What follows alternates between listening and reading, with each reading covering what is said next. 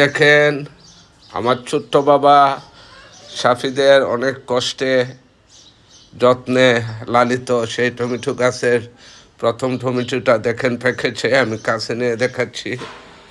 এই যে দেখেন, এই যে একদম লাল, ঠিক না বাবা? এই যে দেখুন, সে কিন্তু এখন আর তার সহ্য হচ্ছে না। যত তাড়াতাড়ি ওইটা উঠাবে তত তাড়াতাড়ি সে কী করবে, সালাদ হিসাবে খাবা।